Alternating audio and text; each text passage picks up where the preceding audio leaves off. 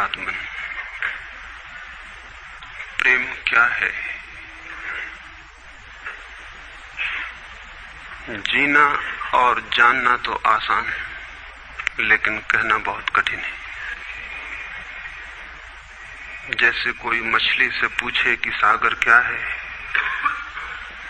तो मछली कह सकती है यह है सागर, ये रहा, चारों तरफ वही है। लेकिन कोई पूछे कि कहो क्या है, बताओ मत, तो बहुत कठिन हो जाएगा मछली को। आदमी के जीवन में भी जो श्रेष्ठ है, सुंदर है और सत्य है, उसे जिया जा सकता, जाना जा सकता, हुआ जा सकता, लेकिन कहना बहुत मुश्किल है। और दुर्घटना और दुर्भाग्य यह है कि जिसमें जिया जाना चाहिए, जिसमें हुआ जाना चाहिए, उसके संबंध में मनुष्य जाति 5-6 हजार वर्ष से केवल बातें कर रही है। प्रेम की बात चल रही है, प्रेम के गीत गाए जा रहे हैं, प्रेम के भजन गाए जा रहे हैं, और प्रेम का मनुष्य के जीवन में कोई स्थान नहीं है। अगर आदमी के भीतर खोजने जाएं तो प्रेम से ज्यादा असत्य शब्द दूसरा नहीं मिलेगा। और जिन लोगों ने प्रेम को असत्य सिद्ध कर दिया है और जिन्होंने प्रेम की समस्त धाराओं को अवरुद्ध कर दिया है, और बड़ा दुर्भाग्य यह है कि लोग समझते हैं वे ही प्रेम के जन्मदाता भी हैं। धर्म प्रेम की बातें करता है, लेकिन आज तक जिस प्रकार का धर्म मनुष्य जाति के ऊपर दुर्भाग्य की भांति छाया हुआ है, उस धर्म ने ही मनुष्य के जीवन से प्रेम के सारे द्वार बंद कर दिए। और न इस संबंध में पूरब और पश्चिम में कोई फर्क है, न हिंदुस्तान में और न अमेरिका में कोई फर्क है। मनुष्य के जीवन में प्रेम की धारा प्रकट ही नहीं हो पाई, और नहीं हो पाई तो हम दोष देते हैं कि मनुष्य ही बुरा है, इसलिए नहीं प्रकट हो पाई। हम दोष देते हैं कि मन ही जहर है, इसलिए प्रकट नहीं हो पाई। मन जहर नहीं है, और जो लोग मन को जहर कहते रहे, उन्होंने ही प्रेम को जहरीला कर दिया, प्रेम को प्रकट नहीं होने दिया। मन जहर हो कैसे सकता है? इस जगत में कुछ भी जहर नहीं है। परमात्मा के सारे उपक्रम में कुछ भी विष नहीं है, सब अमृत है। लेकिन आदमी ने सारे अमृत को जहर कर लिया है, और इस जहर करने में शिक्षक, साधु, संत और तथाकथित धार्मिक लोगों का सबसे ज्यादा हाथ है। इस बात को थोड़ा समझ लेना जरूरी है, क्योंकि अगर ये बात दिखाई न पड़े तो मनुष्य के जीवन में कभी भी प्रेम भविष्य में भी नहीं हो सकेगा। क्योंकि जिन कारणों से प्रेम नहीं पैदा हो सका है, उन्हीं कारणों को हम प्रेम प्रकट करने के आधार और कारण बना रहे हैं। हालतें ऐसी हैं कि गलत सिद्धांतों को अगर हजारों वर्ष तक दोहराया जाए तो फिर हम ये भूल ही जाते हैं कि सिद्धांत गलत हैं, और दिखाई पड़ने लगता है कि आदमी गलत है, क्योंकि उन सिद्धांतों को पूरा नहीं कर पा रहा है। मैंने सुना है एक सम्राट के महल के नीचे से एक पंखा बेचने वाला गुजरता था और जोर से चिल्ला रहा था कि अनूठे और अद्भुत पंखे मैंने निर्मित किए हैं। ऐसे पंखे कभी भी नहीं बनाए गए, ये पंखे कभी देखे भी नहीं गए हैं। सम्राट ने खिड़की से झांक के देखा कि कौन है जो अनूठे पंखे ले आया। सम्राट के पास सब तरह के पंखे थे, दुनिया के कोने कोने में जो मिल सकते थे। और नीचे देखा, गलियारे में खड़ा हुआ एक आदमी, साधारण 2-2 पैसे के पंखे होंगे, और चिल्ला रहा है कि अनूठे, अद्वितीय। उस आदमी को ऊपर बुलाया और पूछा कि इन पंखों में क्या खूबी है, दाम क्या है इन पंखों के। उस पंखे वाले ने कहा कि महाराज, दाम ज्यादा नहीं है, पंखे को देखते हुए दाम बहुत कम है, सिर्फ 100 रुपए का पंखा है।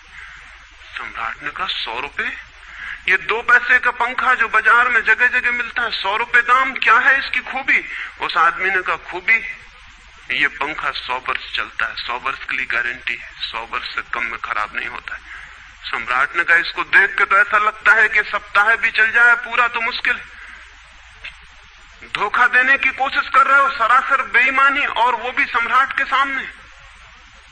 उस आदमी ने कहा आप मुझे भली भांति जानते हैं, इसी गलिहारे में रोज पंखे बेचता हूं, 100 रुपए दाम है इसके, और अगर 100 वर्ष न चले तो जिम्मेदार मैं हूं, रोज तो नीचे मौजूद होता हूं, और फिर आप सम्राट हैं, आपको धोखा देके जाऊंगा कहां। वो पंखा खरीद लिया गया। सम्राट को विश्वास तो न था, लेकिन आश्चर्य भी था कि यह आदमी सरासर झूठ बोल रहा है, किस बल पर बोल रहा है। पंखा 100 रुपए में खरीद लिया गया और उससे कहा कि 7वें दिन तुम उपस्थित हो जाना। 2-4 दिन में ही पंखे की डंडी बाहर निकल गई, 7वें दिन तो वो बिल्कुल मुर्दा हो गए। लेकिन सम्राट ने सोचा कि शायद पंखे वाला आएगा नहीं, लेकिन ठीक समय पर 7वें दिन वो पंखे वाला हाजिर हो गया। उसने कहा कहो महाराज। उन्होंने कहा कहना नहीं है, ये पंखा पड़ा हुआ है टूटा हुआ, ये 7 दिन में ये गति हो गई, तुम कहते 100 वर्ष चलेगा। पागल हो या धोखेबाज क्या हो। उस आदमी ने कहा कि मालूम होता है आपको पंखा जलना नहीं आता है, पंखा तो 100 वर्ष चलता ही, पंखा तो गारंटीड है, आप पंखा जलते कैसे थे। सम्राट ने कहा और भी सुनो, अब मुझे ये भी सीखना पड़ेगा कि पंखा कैसे किया जाता है। उस आदमी ने कहा कृपा करके बताइए कि इस पंखे की गति 7 दिन में ऐसी कैसे बना दी आपने, किस भांति पंखा किया। सम्राट ने पंखा उठा के करके दिखाया कि इस भांति मैंने पंखा किया है। उस आदमी ने कहा समझ गया, भूल, इस तरह पंखा नहीं किया जाता। सम्राट ने कहा और क्या रास्ता है पंखा जलने का। उस आदमी ने कहा पंखा पकड़िए सामने और सिर को हिलाइए, पंखा 100 वर्ष चलेगा, आप समाप्त हो जाएंगे लेकिन पंखा बचेगा। पंखा गलत नहीं है, आपके जलने का ढंग गलत है। यह आदमी पैदा हुआ है 5-6 हजार या 10 हजार वर्ष की संस्कृति का, यह आदमी फल है, लेकिन संस्कृति गलत नहीं है, यह आदमी गलत है। आदमी मरता जा रहा है रोज, और संस्कृति की दुहाई चलती चली जाती है कि महान संस्कृति, महान धर्म, महान सब कुछ, और उसका ये फल है, आदमी उसी संस्कृति से गुजरा है और ये परिणाम है उसका। लेकिन नहीं, आदमी गलत है और आदमी को बदलना चाहिए अपने को। और कोई कहने की हिम्मत नहीं उठाता कि कहीं ऐसा तो नहीं है कि 10,000 वर्षों में जो संस्कृति और धर्म आदमी को प्रेम से नहीं भर पाए, वो संस्कृति और धर्म गलत हो। और अगर 10,000 वर्षों में आदमी प्रेम से नहीं भर पाया तो आगे कोई संभावना है इसी धर्म और इसी संस्कृति के आधार पर कि आदमी कभी प्रेम से भर जाए। 10,000 वर्षों में जो नहीं हो पाया वो आगे भी 10,000 वर्षों में होने वाला नहीं है, क्योंकि आदमी यही है, कल भी यही होगा। आदमी हमेशा से यही है और हमेशा यही होगा। और संस्कृति और धर्म जिनके हम नारे दिए चले जाते हैं, संतों और महात्माओं की जिनकी दुहाइयां दिए चले जाते हैं, सोचने के लिए हम तैयार नहीं कि कहीं हमारा बुनियादी चिंतन की दिशा ही तो गलत नहीं है। मैं कहना चाहता हूं कि वो गलत है और गलत सबूत है ये आदमी। और क्या सबूत होता है? एक बीज को हम बोएं और फल जहरीले और कड़वे हों तो क्या सब सिद्ध होता है? सिद्ध होता है कि वो बीज जहरीला और कड़वा रहा होगा। हालांकि बीज में पता लगाना मुश्किल है कि उससे जो फल पैदा होंगे वो कड़वे पैदा होंगे। बीज में कुछ खोजबीन नहीं की जा सकती। बीज को तोड़ो फोड़ो, कोई पता नहीं चल सकता कि इससे जो फल पैदा होंगे वो कड़वे होंगे। बीज को वो 100 वर्ष लग जाएंगे, वृक्ष होगा, बड़ा होगा, आकाश में फैलेगा, तब फल आएंगे और तब पता चलेगा कि वे कड़वे। 10,000 वर्ष में संस्कृति और धर्म के जो बीज बोए गए हैं, ये आदमी उसका फल है और ये कड़वा है और घृणा से भरा हुआ है। लेकिन उसी की दुहाई दिहाई चले जाते हैं हम और सोचते हैं उससे प्रेम हो जाएगा। मैं आपसे कहना चाहता हूं उससे प्रेम नहीं हो सकता है, क्योंकि प्रेम के पैदा होने की जो बुनियादी संभावना है, धर्मों ने उसकी ही हत्या कर दी है और उसमें ही जहर घोल दिया है। मनुष्य से भी ज्यादा प्रेम पशुओं और पक्षियों में और पौधों में दिखाई पड़ता है, जिनके पास न कोई संस्कृति है न कोई धर्म है। संस्कृत और सुसंस्कृत और सभ्य मनुष्यों की बजाय असभ्य और जंगल के आदमी में ज्यादा प्रेम दिखाई पड़ता है, जिसके पास न कोई विकसित धर्म है, न कोई सभ्यता है, न कोई संस्कृति है। जितना आदमी सभ्य, सुसंस्कृत और तथाकथित धर्मों के प्रभाव में मंदिरों और चर्चों में प्रार्थना करने लगता, उतना ही प्रेम से शून्य क्यों होता चला जाता? जरूर कुछ कारण है, और दो कारणों पर मैं विचार करना चाहता हूं। अगर वे ख्याल में आ जाएं तो प्रेम के अवरुद्ध स्रोत टूट सकते हैं और प्रेम की गंगा बह सकती है। वो हर आदमी के भीतर है, उसे कहीं से लाना नहीं है। प्रेम कोई ऐसी बात नहीं है कि कहीं खोजने जाना है उसे, वो है, वो प्राणों की प्यास है हर एक के भीतर, वो प्राणों की सुगंध है प्रत्येक के भीतर, लेकिन चारों तरफ से परकोटा है उसके और वो प्रकट नहीं हो पाती। सब तरफ पत्थर की दीवार है और वो झरने नहीं फूट पाते। तो प्रेम की खोज और प्रेम की साधना कोई पॉजिटिव, कोई विधायक खोज और साधना नहीं है कि हम जाएं और कहीं प्रेम सीख लें। एक मूर्तिकार एक पत्थर को तोड़ रहा था, कोई देखने गया था कि मूर्ति कैसे बनाई जाती है। उसने देखा कि मूर्ति तो बिल्कुल नहीं बनाई जा रही, सिर्फ छेनी और हथौड़े से पत्थर तोड़ा जा रहा है। तो उस आदमी ने पूछा कि आप क्या कर रहे हैं, मूर्ति नहीं बनाएंगे? मैं तो मूर्ति का बनना देखने आया हूं, आप तो सिर्फ पत्थर तोड़ रहे हैं। उस मूर्तिकार ने कहा कि मूर्ति तो पत्थर के भीतर छिपी है, उसे बनाने की जरूरत नहीं है, सिर्फ उसके ऊपर जो व्यर्थ पत्थर जुड़ा है उसे अलग कर देने की जरूरत है और मूर्ति प्रकट हो जाएगी। मूर्ति बनाई नहीं जाती, मूर्ति सिर्फ आविष्कृत होती है, डिस्कवर होती है, अनावृत होती है, उगाड़ी जाती है। मनुष्य के भीतर प्रेम छिपा है, सिर्फ उगाड़ने की बात है, उसे पैदा करने का सवाल नहीं है, अनावृत करने की बात है। कुछ है जो हमने ऊपर से ओढ़ा हुआ है, जो उसे प्रकट नहीं होने देता। एक चिकित्सक से जाके आप पूछें कि स्वास्थ्य क्या है, और दुनिया का कोई चिकित्सक नहीं बता सकता कि स्वास्थ्य क्या है। बड़े आश्चर्य की बात है, स्वास्थ्य पर ही तो सारा चिकित्सा शास्त्र खड़ा है, सारी मेडिकल साइंस खड़ी है, और कोई नहीं बता सकता कि स्वास्थ्य क्या है। लेकिन चिकित्सक से पूछें कि स्वास्थ्य क्या है, तो वो कहेगा बीमारियों के बाबत हम बता सकते हैं कि बीमारियां क्या हैं, उनके लक्षण हमें पता है, एक एक बीमारी का अलग अलग परिभाषा हमें पता है। स्वास्थ्य का हमें कोई भी पता नहीं है। इतना हम कह सकते हैं कि जब कोई बीमारी नहीं होती तो जो होता है वो स्वास्थ्य है। स्वास्थ्य तो मनुष्य के भीतर छिपा है, इसलिए मनुष्य की परिभाषा के बाहर है। बीमारी बाहर से आती है, इसलिए बाहर से परिभाषा की जा सकती है। स्वास्थ्य भीतर से आता है, उसकी कोई परिभाषा नहीं की जा सकती। इतना ही हम कह सकते हैं कि बीमारियों का अभाव स्वास्थ्य है। लेकिन ये स्वास्थ्य की कहां परिभाषा हुई? स्वास्थ्य के संबंध में तो हमने कुछ भी ना कहा कि बीमारियां नहीं है, तो बीमारियों के संबंध में कहा। सच ये है कि स्वास्थ्य पैदा नहीं करना होता, या तो छिप जाता है बीमारियों में, या बीमारियां हट जाती हैं तो प्रकट हो जाता है। स्वास्थ्य हम में है, स्वास्थ्य हमारा स्वभाव है, प्रेम हम में है, प्रेम हमारा स्वभाव है। इसलिए ये बात गलत है कि मनुष्य को समझाया जाए कि तुम प्रेम पैदा करो। सोचना यह है कि प्रेम पैदा क्यों नहीं हो पा रहा है, बाधा क्या है, अड़चन क्या है, कहां रुकावट डाल दी गई। अगर कोई भी रुकावट ना हो तो प्रेम प्रकट होगा ही, उसे सिखाने की और समझाने की कोई भी जरूरत नहीं है। अगर मनुष्य के ऊपर गलत संस्कृति और गलत संस्कार की धाराएं और बाधाएं न हो तो हर आदमी प्रेम को उपलब्ध होगा ही, ये अनिवार्यता है। प्रेम से कोई बच ही नहीं सकता, प्रेम स्वभाव है। गंगा बहती है हिमालय से, बहेगी गंगा, उसके प्राण है, उसके पास जल है, वो बहेगी और सागर को खोज ही लेगी।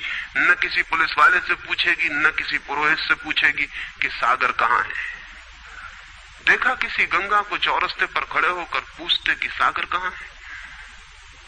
उसके प्राणों में है छिपी सागर की खोज और ऊर्जा है, तो पहाड़ तोड़ेगी, मैदान तोड़ेगी और पहुंच जाएगी सागर तक। सागर कितने ही दूर हो, कितना ही छिपा हो, खोज ही लेगी। और कोई रास्ता नहीं है, कोई गाइड बुक नहीं है कि जिससे पता लगा ले कि कहां से जाना है, लेकिन पहुंच जाती है। लेकिन बांध बांध दिए जाएं, चारों तरफ परकोटे उठा दिए जाएं, प्रकृति की बाधाओं को तोड़ के तो गंगा सागर तक पहुंच जाती है, लेकिन अगर आदमी की इंजीनियरिंग की बाधाएं खड़ी कर दी जाएं तो हो सकता है गंगा सागर तक न पहुंच पाए। ये भेद समझ लेना जरूरी है। प्रकृति की कोई भी बाधा असल में बाधा नहीं है, इसलिए गंगा सागर तक पहुंच जाती है, हिमालय को काट के पहुंच जाती है। लेकिन अगर आदमी इजाद करे, इंतजाम करे, तो गंगा को सागर तक नहीं भी पहुंचने दे सकता है। प्रकृति का तो एक सहयोग है, प्रकृति तो एक हार्मनी है। वहां जो बाधा भी दिखाई पड़ती है वो भी शायद शक्ति को जगाने के लिए चुनौती है। वहां जो विरोध भी दिखाई पड़ता है वो भी शायद भीतर प्राणों में जो छिपा है उसे प्रकट करने के लिए बुलावा है। वहां शायद कोई बाधा नहीं है। वहां हम बीज को दबाते हैं जमीन में, दिखाई पड़ता है कि जमीन की एक परत बीज के ऊपर पड़ी है, बाधा दे रही, लेकिन वो बाधा नहीं दे रही। अगर वो परत ना होगी तो बीज अंकुरित भी नहीं हो पाएगा। ऐसे दिखाई पड़ता है कि एक परत जमीन की बीज को नीचे दबा रही है, लेकिन वो परत दबा इसलिए रही है ताकि बीज दबे, गले और टूट जाए और अंकुर बन जाए। ऊपर से दिखाई पड़ता है वो जमीन बाधा दे रही, लेकिन वो जमीन मित्र है और सहयोग कर रही बीज को प्रकट करने में। प्रकृति तो एक हार्मनी है, एक संगीतपूर्ण लयबद्धता है, लेकिन आदमी ने जो जो निसर्ग के ऊपर इंजीनियरिंग की है, जो जो उसने अपने यांत्रिक धारणाओं को ठोंकने की और बिठाने की कोशिश की है, उससे गंगाएं रुक गई हैं, जगह जगह अवरुद्ध हो गई हैं। और फिर आदमी को दोष दिया जाता है। किसी बीज को दोष देने की जरूरत नहीं है। अगर वो पौधा न बन पाए तो हम कहेंगे कि जमीन नहीं मिली होगी, ठीक, पानी नहीं मिला होगा, ठीक, सूरज की रोशनी नहीं मिली होगी, ठीक, लेकिन आदमी के जीवन में खिल न पाए फूल प्रेम का तो हम कहते हैं तुम हो जिम्मेवार। और कोई नहीं कहता कि भूमि ना मिली होगी, ठीक, पानी ना मिला होगा, ठीक, सूरज की रोशनी ना मिली होगी, ठीक, इसलिए यह आदमी का पौधा अवरुद्ध रह गया, विकसित नहीं हो पाया, फूल तक नहीं पहुंच पाया। मैं आपसे कहना चाहता हूं कि बुनियादी बाधाएं आदमी ने खड़ी की हैं। प्रेम की गंगा तो बह सकती है और परमात्मा के सागर तक पहुंच सकती है। आदमी बना उसलिए है कि वो बहे और प्रेम बहे और परमात्मा तक पहुंच जाए, लेकिन हमने कौन सी बाधाएं खड़ी कर दी? पहली बात, आज तक मनुष्य की सारी संस्कृतियों ने सेक्स का, काम का, वासना का विरोध किया है।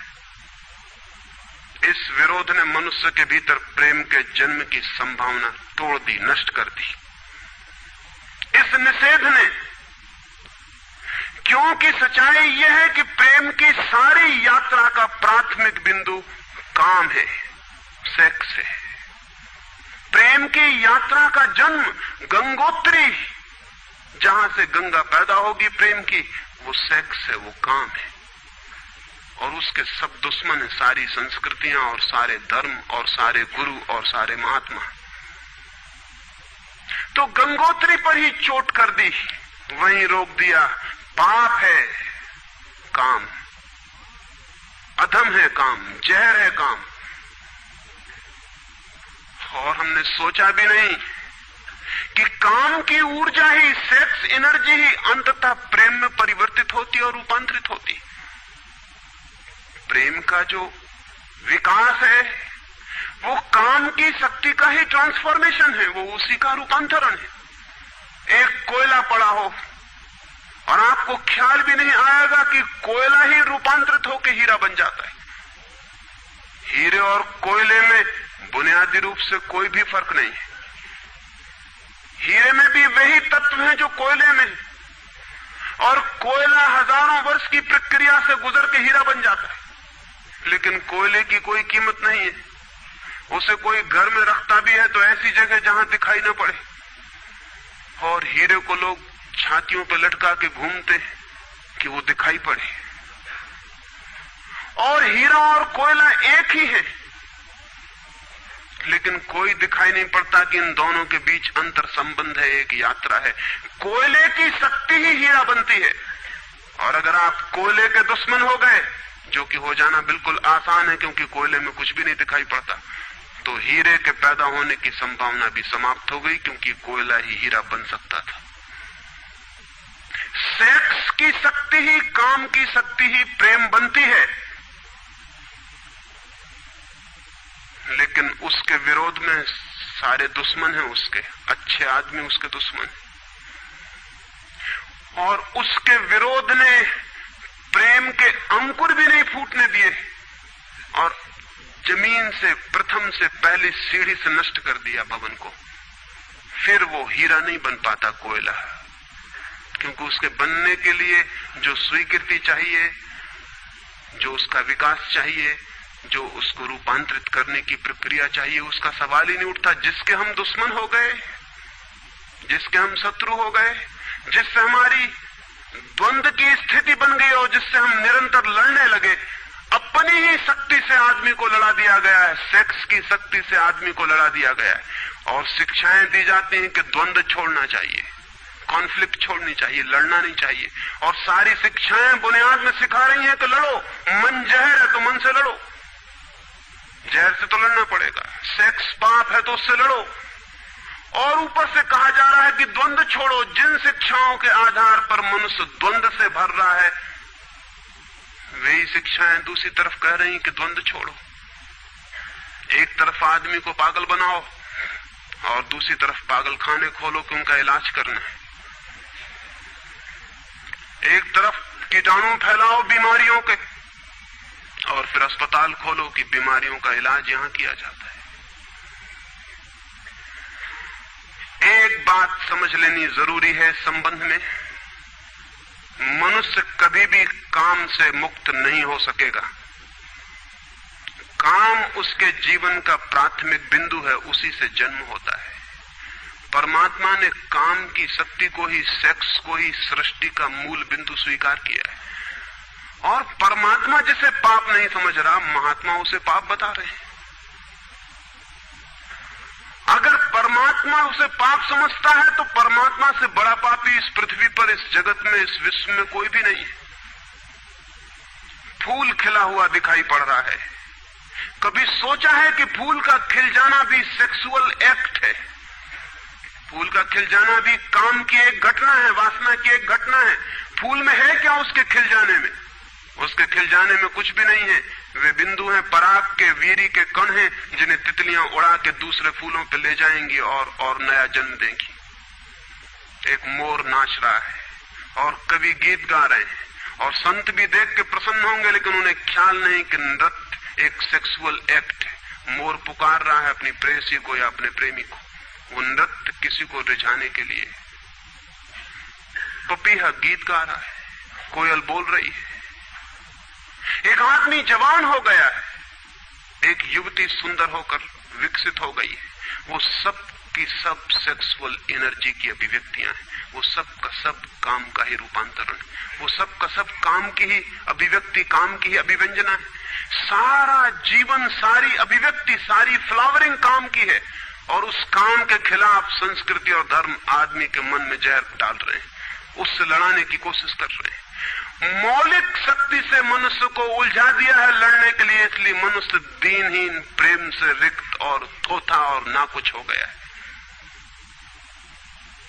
काम से लड़ना नहीं है, काम के साथ मैत्री स्थापित करनी है और काम की धारा को और ऊंचाइयों तक ले जाना है।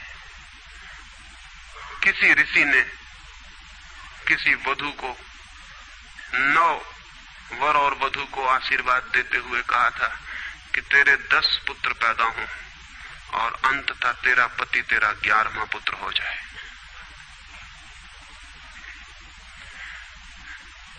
वासना रूपांतरित हो तो पत्नी मां बन सकती है, वासना रूपांतरित हो तो काम प्रेम बन सकता है, लेकिन काम ही प्रेम बनता है। काम की ऊर्जा ही प्रेम की ऊर्जा में विकसित होती है, फलित होती है। लेकिन हमने मनुष्य को भर दिया है काम के विरोध में। इसका परिणाम यह हुआ कि प्रेम तो पैदा नहीं हो सका, क्योंकि वो तो आगे का विकास था, काम की स्वीकृति से आता। प्रेम तो विकसित नहीं हुआ और काम के विरोध में खड़े होने के कारण मनुष्य का चित्त ज्यादा से ज्यादा कामुक और सेक्सुअल होता चला गया। हमारे सारे गीत, हमारी सारी कविताएं, हमारे चित्र, हमारी पेंटिंग्स, हमारे मंदिर, हमारी मूर्तियां सब घूम फिर के सेक्स के आसपास केंद्रित हो गई। हमारा मन ही सेक्स के आसपास केंद्रित हो गया। इस जगत में कोई भी पशु मनुष्य की भांति सेक्सुअल नहीं है। मनुष्य 24 घंटे सेक्सुअल हो गया। उठते बैठते सोते जागते सेक्स ही सब कुछ हो गया। उसके प्राण में एक घाव हो गया, विरोध के कारण, दुश्मनी के कारण, शत्रुता के कारण। जो जीवन का मूल था उससे मुक्त तो हुआ नहीं जा सकता था, लेकिन उससे लड़ने की चेष्टा में सारा जीवन रुग्ण जरूर हो सकता था, वो रुग्ण हो गया है। और ये जो मनुष्य जाति इतनी ज्यादा कामुक दिखाई पड़ रही है, इसके पीछे तथाकथित धर्मों और संस्कृति का बुनियादी हाथ है। इसके पीछे बुरे लोगों का नहीं, सज्जनों और संतों का हाथ है। और जब तक मनुष्य जाति सज्जनों और संतों के इस अनाचार से मुक्त नहीं होती, तब तक प्रेम के विकास की कोई संभावना नहीं। मुझे एक घटना याद आती है। एक फकीर अपने घर से निकला था, किसी मित्र के पास मिलने जा रहा है। निकला है कि घोड़े पर उसका चढ़ा हुआ एक बचपन का दोस्त घर आके सामने खड़ा हो गया। उसने कहा कि दोस्त तुम घर पे रुको, वर्षों से प्रतीक्षा करता था कि तुम आओगे तो बैठेंगे और बात करेंगे, और दुर्भाग्य कि मुझे किसी मित्र से मिलने जाना है, मैं वचन दे चुका हूं तो मैं वहां जाऊंगा, घंटे भर में जल्दी से जल्दी लौट आऊंगा, तब तक तुम विश्राम करो। उसके मित्र ने कहा कि मुझे तो चैन नहीं है, अच्छा होगा कि मैं तुम्हारे साथ ही चला चलूं। लेकिन उसने कहा कि मेरे कपड़े सब गंदे हो गए धूल से रास्ते की, अगर तुम्हारे पास कुछ अच्छा कपड़ा हो तो मुझे दे दो, तो मैं डाल लूं और साथ हो जाऊं। निश्चित था उस फकीर के पास किसी सम्राट ने उसे एक बहुमूल्य कोट, एक पगड़ी और धोती भेंट की थी। उसने संभाल के रखी थी, कभी जरूरत पड़ेगी तो पहनूंगा। वो जरूरत नहीं आई थी, निकाल के ले आया। खुशी में मित्र ने जब पहन ली तब उसे थोड़ी ईर्ष्या पैदा हुई। मित्र ने पहन के तो मित्र सम्राट मालूम होने लगा। बहुमूल्य कोट था, पगड़ी थी, धोती थी, शानदार जूते थे, और उसके सामने वो फकीर बिल्कुल ही नौकर चाकर दीनहीन दिखाई पड़ने लगा। उसने सोचा है तो बड़ा मुश्किल हुआ है, तो बड़ा गलत हुआ। जिनके घर में ले जाऊंगा ध्यान इस पर जाएगा, मुझ पर किसी का भी ध्यान जाएगा नहीं।